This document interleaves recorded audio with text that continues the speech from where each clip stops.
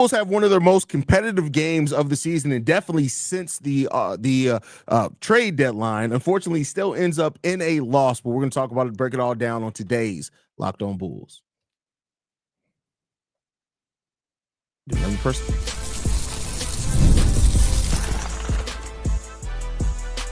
You are Locked On Bulls, your daily Chicago Bulls podcast. Part of the Locked On Podcast Network, your team every day.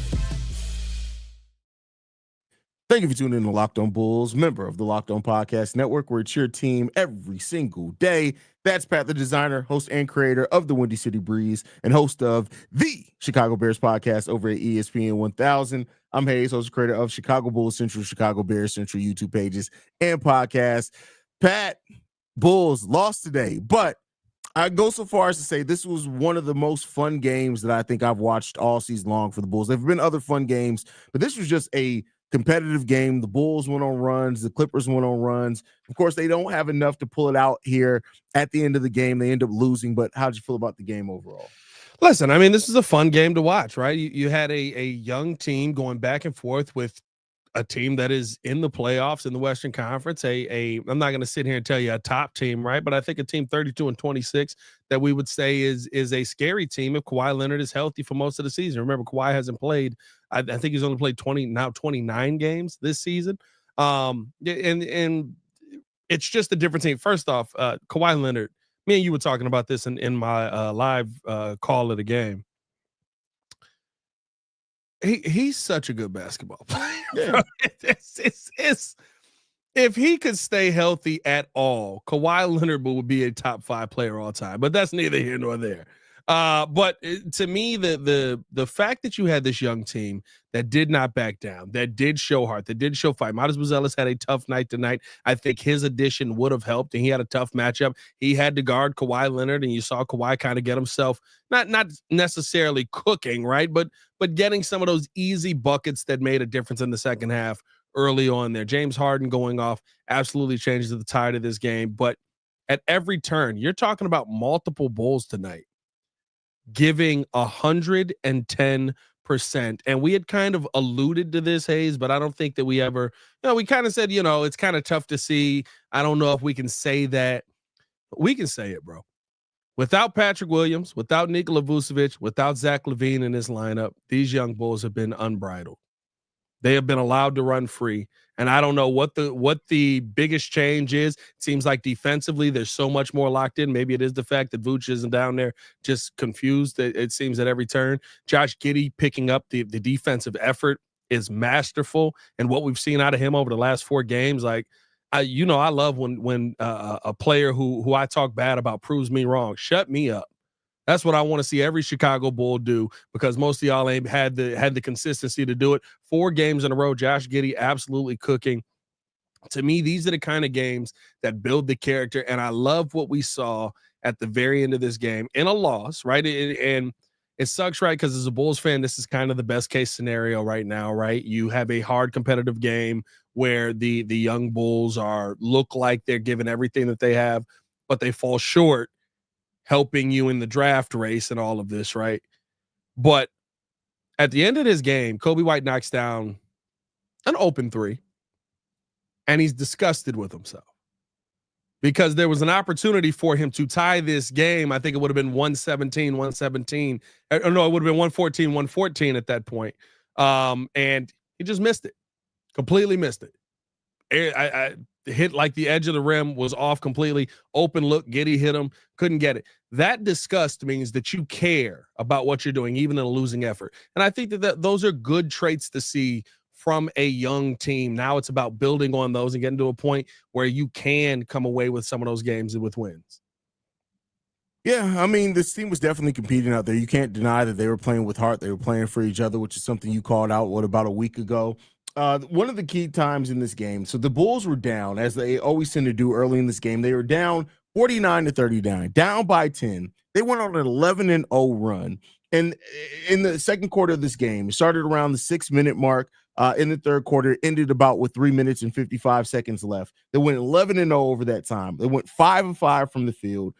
period. And then when you look at the fast break points as well, they forced 3 turnovers. They turned that into 4 fast break points. They were rebounding them defensively in that game. In that run. And this was the run there that told me, all right, this is a Bulls team that's different, because we've seen this team with better talent, right? With Vooch and Zach LaVine in games, and a team being down by 10 points in the second quarter. And we've seen it where the Bulls were out of the game at that point in time. For the Bulls to fight back, to go on that run. And then for the most part of that, like, it was close to the rest of the game that way. Yeah, the Clippers eventually in the third quarter, they went on a 15-2 run. We never got the lead back after that, but we're always right there chipping away. The Clippers were never able to just coast to the victory in this one, and that's what I really like about this team. Yeah, listen, I think that is the conversation that you have to have, right? Like, you were a few missed plays away from being on the other end of this. Now, normally that's a bad situation to be in, right? But a few missed plays away from a team that, for the most part, is still trying to learn, okay, how do we get to the point where we are winning? And I think you have new guys stepping up, guys taking on new roles, new guys trying to fit in. I mean, Hayes, listen, who would have told you, if you had told me before the night started that tonight would have been the Zach Collins game, I wouldn't have had anything to say back to you. I'd have just left you on red, my guy. Yeah, it'd have been like, all right, bro. Hayes must be smoking that good stuff again. Like, that's crazy work that we talking about the Zach Collins game. Hey, let's talk. Well, against Philly, he had almost double there. He had 19 points there. Absolutely, and it seems like he's continuing. I think what it is now too, right, is that there's so many open spots on this team. Everybody's trying to figure out who's going to take the reins, who's going to be the guy who you can trust on a consistent basis. Is Zach Collins going to stay in this lineup? Is Josh Giddy going to continue to play this way? Is Kevin Huerter going to continue to shoot this way? And that fell off a little bit tonight, and hopefully he can get himself back on track. But when you have a good game, there's going to be opportunity for you in the next game. That's the thing that I love about this.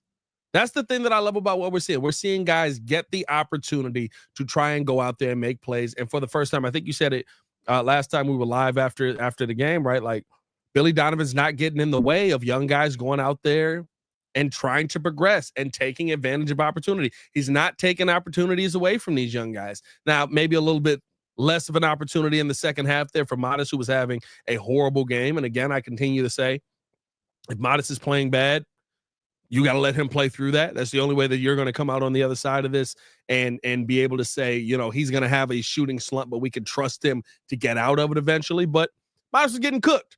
Yeah, Kawhi Leonard, James Harden, Modest is getting cooked, and that and some small ball center as well. Like, Billy I get it. I know we don't have a lot of big men on this roster right now, but I just continue to be worried that Billy Donovan is going to be like, what did we say? I said we gonna see that small ball center for a couple of plays. And then all of a sudden, Billy gonna be like, "Hold on, now that worked a little bit. Let's run that back a little bit. Let's see what we got there." Like, no, Billy. Modest, have you ever thought about playing center? I don't know if you saw it, Hayes, but DJJ ran past Modest Buzelis and was like, "Get out." I'm something of a center myself.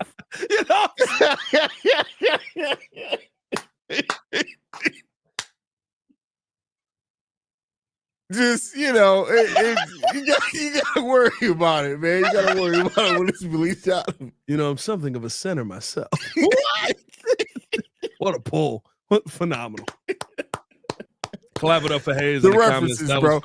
That's one thing about getting old, bro, is that the references that you can go back to, bro, is crazy, man. Elite, bro. Yeah. So the worst part is I don't even go to I'm something of a scientist myself. That's the worst part. That meme destroyed it. Yeah. Oh yeah. This is the first time that I used that reference, that a version that could be used on Locked On in probably the last decade. So. Yeah, with an R, which is crazy. But no, I think the big thing about the big takeaway that I'm gonna have from this game for the rest of this season is this is exactly the kind of losses you want to see. Yeah. If you are in the tank cabin, we talked about it, right? We were in the live call. I was like, Matt Pett is about to pull his hair out. like losing his mind. I think in fairness, we got to start calling games like this where it's like competitive, but we still lose. These are the Mac Pet games. These are pet games. You know what I mean? Low peckish. Yeah. That's what it is. How was the game? Low peckish. Low peckish. Like it was one of those games where it's like, this was the perfect outcome if you're in the you don't want to see the Bulls win camp.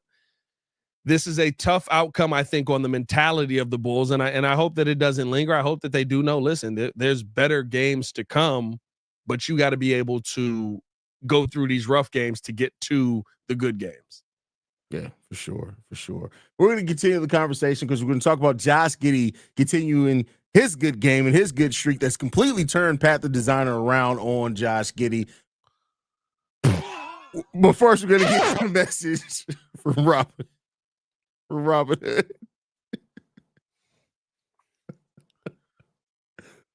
With Robinhood Gold, you can now enjoy the VIP treatment, receiving a 3% IRA match on retirement contributions. The privileges of the very privileged are no longer exclusive. With Robinhood Gold, your annual IRA contributions are boosted by 3%, plus you also get a 4% APY on your cash in your non-retirement accounts. That's over 8 times the national savings average. The perks of the high net worth are now available for any net worth. The new gold standard is here with Robinhood Gold. To receive your 3% boost on your annual IRA contribution, sign up at Robinhood.com/gold. Investing involves risk. Rate subject to change. 3% match requires Robinhood Gold at $5 a month for 1 year from first match. Must keep funds in the IRA for 5 years. Go to Robinhood.com/boost. The over 8 times national average savings account interest rate claim is based on data from the FDIC as of November 18th, 2024. Robinhood Financial LLC, member SIPC. Gold membership is offered by Robinhood Gold LLC. More Locked On Bulls coming up next.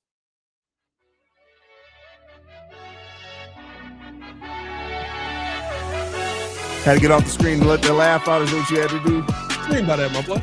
What you mean by that? What you mean by that? What do you mean by that? Anyway, Jesus Christ. Hey, listen, I'm just saying, don't bada bing me. Because you dressed very Italian today. We don't need to hear no bada bings in this moment. Yeah, the tuxedo might have been a little Guido. Yeah. But nonetheless, man, Josh Giddy, man, at it again, bro. And I just saw this stat. I don't know if I can pull it up real quick. With today's game, Josh Giddy becomes, over the last 3 games, 75 plus points, 40 plus rebounds, 20 plus assists, 10 plus made threes, 10 plus stocks, steals plus blocks. No other player in NBA history has recorded all of those over a 3-game span. Period. Not to say that is the end all be all, but I think it's time, Pat. I think it's time. Yeah, go ahead, bro. Know what I'm gonna say? Know what I'm gonna say? And this sounds crazy. Hey, boys. Peter Patton. Crown him. Peter Patton may be the greatest shooting coach of all time.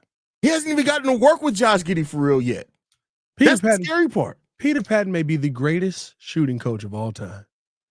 Bro, Josh Giddy right now is shooting 38% from 3. Josh Giddy over the last 10 games is shooting 37% alone.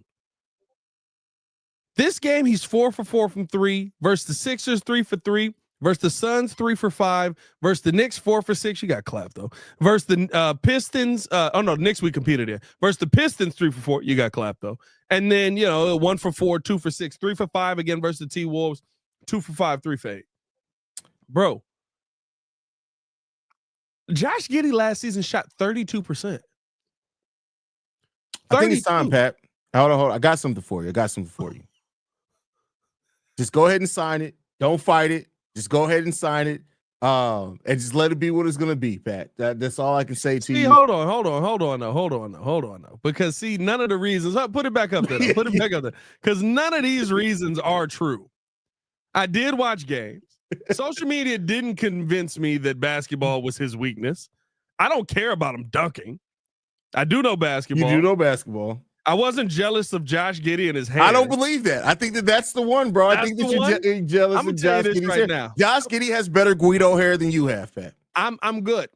I'm good. Yeah, I mean, here's the thing about Giddy, right? And Hayes, you can tell me if I'm wrong. When did my tone change on Giddy? When you start having the conversation about him not getting, yes, you can play well on one end, but if you get cooked on the other end completely, it's not helpful. I had the same argument when we had Carlos Boozer. I've had the same argument about many a Chicago Bull that has come through this city, where, yes, you can put up 20.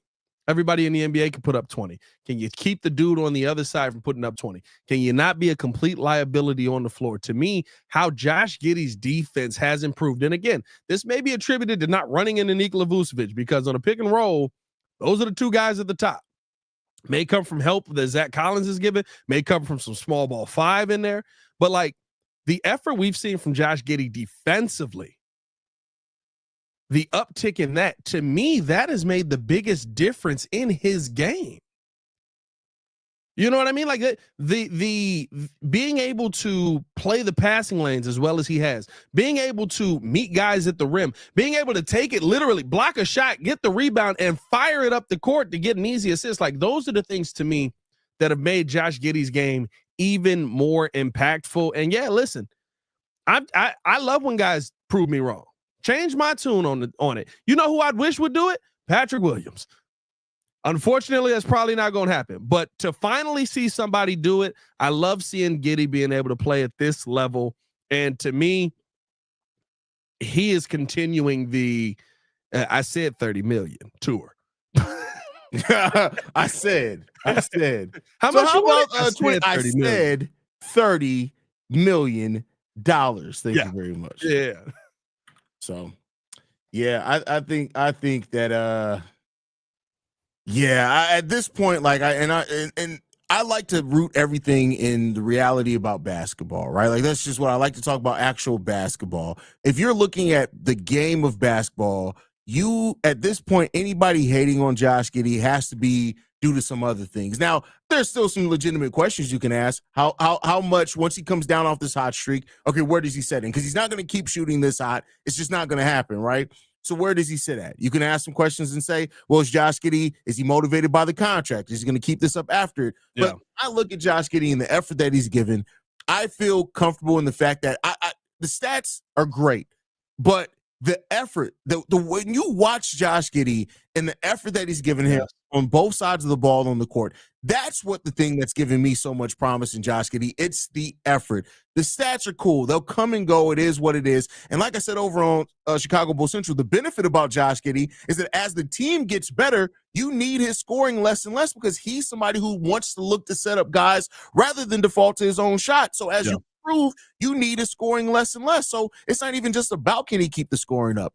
Seeing Josh Giddey play and run the offense in this type of way, that's fun to watch. And he'll never be a lockdown defender. But I tell you what, given this type of effort, it's enough as you build the team, and then you can say, all right, bet, as long as Josh Giddey's given this effort, we don't have to take him off the court. At the beginning of the season, we were taking him off the court in fourth quarters. That's how bad his defense was. So it's not me picking on him, guys. I want Josh Giddey to be good. We traded Alex Caruso for him. I need Josh Giddey to be good because otherwise that means that we traded Alex Caruso for nothing. Like, to me, I think that the conversation around Giddy has changed for me so much because this is something that we haven't seen from a lot of Bulls players. You see defense in moments. Right, Zach LaVine will play some hard fought defense. I've seen DeMar DeRozan play lockdown defense at the end of a game. It's like, oh my God, he can do it right when you need him to do it. Lockdown. I've seen Josh DeMar DeRozan be like, hey, look, you're not getting past me on this play because this is for the game. It's only for the game.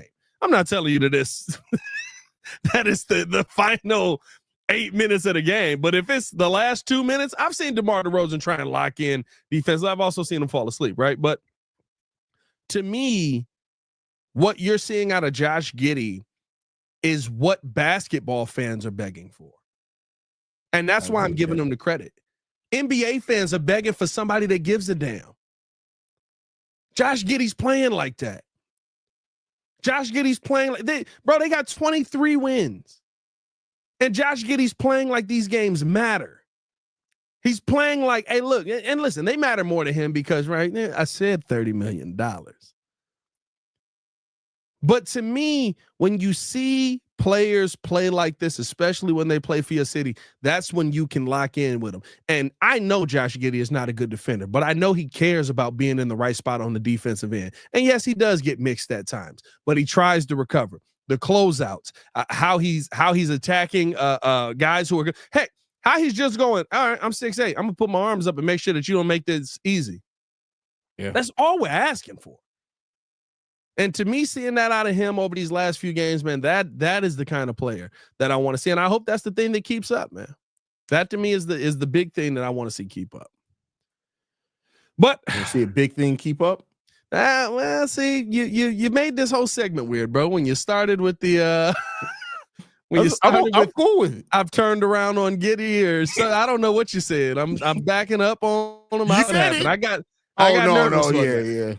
yeah. That was nuts. It is what it is. I don't know if it is what it is, bro. That was crazy. It's out there now. It literally is what it is. I don't like that it is what it is, bro. Hey, man, before we get into this final topic talking about Zach Collins, man, we got to give you guys a word from DoorDash. NBA fans, get ready. They swoosh, you save thanks to DoorDash Pass. Every time a player drops 50 or more points in a game, you score a huge deal the next day. It's simple. When any player scores 50 or more points in a game during the 2024-2025 NBA regular season, Dash Pass members get 50% off an order and up to $10 off the next day from noon to midnight. And I mean, listen, there's a couple of advantages that you can take away with as well. I'm talking about if you've got those late night cravings, I do this. So every now and then the late night cravings pop up. I got a new baby. My wife's got late night cravings every night. We've eaten pancakes at 2:00 in the morning. I'm not proud of that. Lunch on the go, fueling a watch party, whatever it is, you can get it done over at DoorDash. All you have to do is sign up for the Dash Pass and be ready to save. When any player scores 50 or more in a game, Dash Pass members get 50% off any order the next day, up to $10. Just use the promo code NBA50 from noon to midnight after a 50-point game on eligible orders at participating merchants. Must have an active Dash Pass account. Terms apply. Visit DoorDash.com to learn more. More Locked On Bulls coming after this.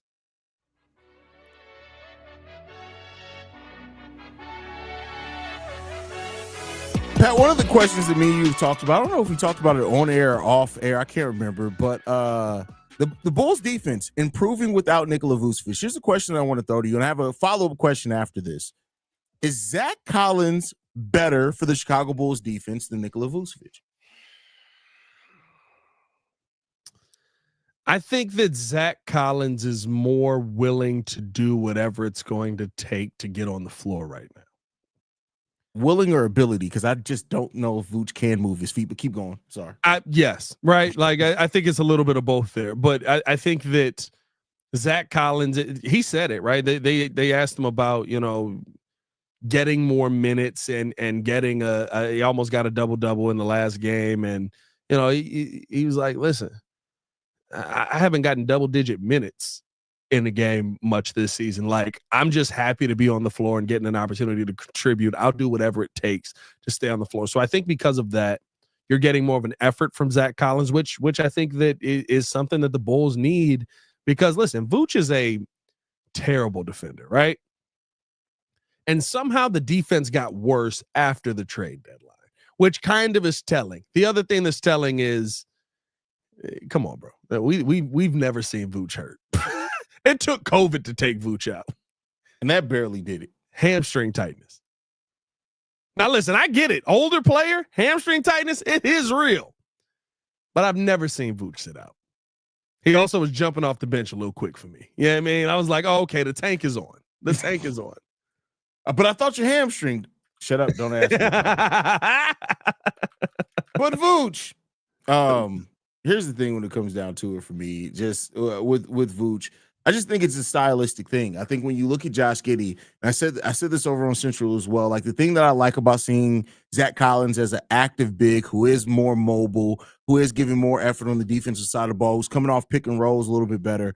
To me, I don't know if the Bulls are going to go center in this draft, but you tell me you put Asa Newell, you put a Derek Queen, you put a Kaman Malik here with Josh Giddy, sign me up for a season of that. And that's the thing that's really making me excited about seeing these minutes with Josh Giddy out there with Zach Collins.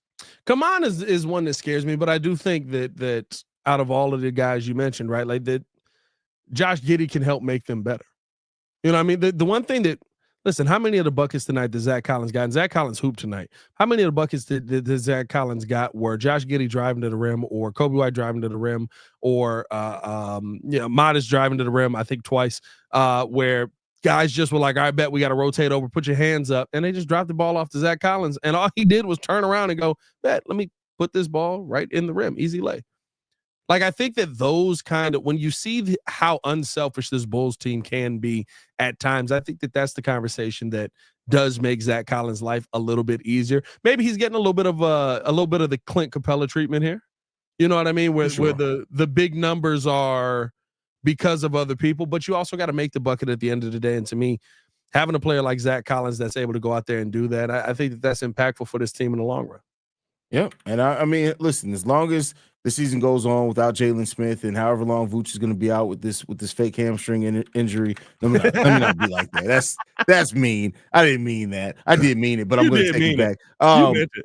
Yeah, I meant it. But as long as that keeps going on, like Zach Collins he is under contract next year, and whether the Bulls look to move him or whatever else it is, like, it's good that he's on this run.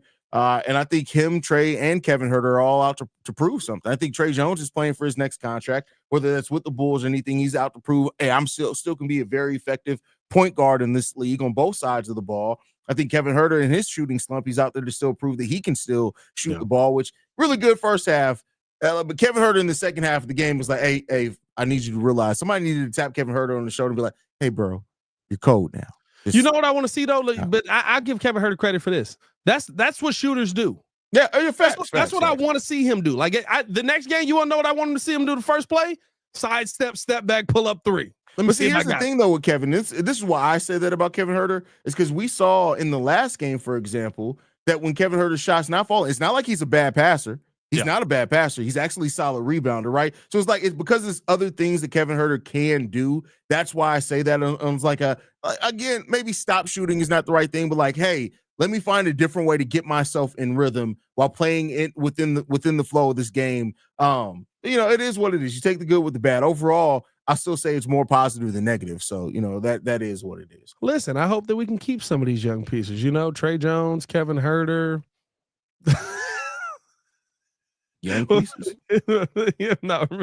Everybody in my chat, he was like, I hope we can keep some of these guys. I hope we can keep some of these young pieces. That was boss and named all of them. It's like, so you want to keep all of them? Named every young piece on the team, bro. It was like, so everybody. No, man, but I think I like the effect that Zach Collins had on the game tonight in the long run. I think that the new Bulls have really shown something. The problem is it's all role-playing things that we've seen. Yeah, true. You still got to find a star. That's the part of that where this works to be competitive. And dare I say, Hayes, we are building that Denver team that AK is looking for. Right? You can build it two ways. You can build the team with a bunch of really good players that can be competitive, or you can build it with a couple of superstars and win it all. No. According to AK, 9 or 10 really good players can win you a title. Yeah, only seen that once in the last 40 years. Now they putting some of them in the Hall of Fame, so it's like, well, they had Hall of Famers on that team. Yeah, all right, bro. All right, I saw it. I watched it. Man, I don't know, bro. But before we get out of here, Hayes, I do got to ask you about this. I don't know if you saw this. You said what? I have no answers. I don't know if you saw this, right? This was before the game yesterday. Lakers versus Dallas Mavericks. Phenomenal game. I hope y'all tuned in. Luka dominated. But Wendy was caught. Brian Windhorst was caught on the sidelines there. And Hayes, have you ever seen a grown man use his own stomach fat for an armrest? That was a new one for me, and I felt like this was the perfect show to bring that out on. I feel like when you've reached the levels that you start using your fat for rest of other, like you've lost the plot there, my boy. Like, you're too far gone at that point in time. That's crazy. How are you standing straight up and using your fat as an armrest? That is concerning, bro. That's crazy, bro. He built like a beanbag chair, bro. Like, how is your gut sticking out far enough for you to like get an arm in there, bro? I think he's got an arm in there, and then he's like another arm. Like, I'm confused, and it's not going nowhere, bro. This is on a video. It's tucked. Like, this was a comfortable position for my man. That was. I'm just asking questions, bro. I'm just trying to ask the hard-hitting questions, bro. Oh my God, bro. I don't know. Can I present? I don't know if this is gonna work. Let me see. Share screen. If I can share it, I'll try and show you the video. I don't know if the video gonna play or not, but I mean, like, bro, he's comfy, bro. He is locked in. That's wild, bro. All right, let's get out of here. That's all right, man. Thank you guys for tuning in, man. You guys can follow us at Locked On Bulls. You follow Pat at Pat the Designer. You can follow me at CEO Hayes. Fatmanarmrest.com. You can go find Brian Windhorst there as well. That. Please don't say that. Man, we'll see you guys on the next one. Love you guys. Go Bulls, y'all. Peace.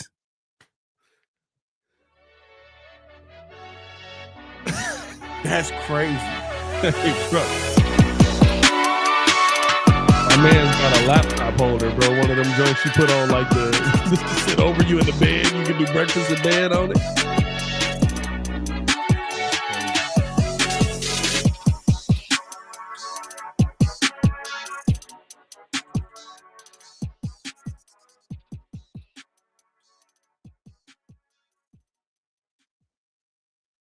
You see Pat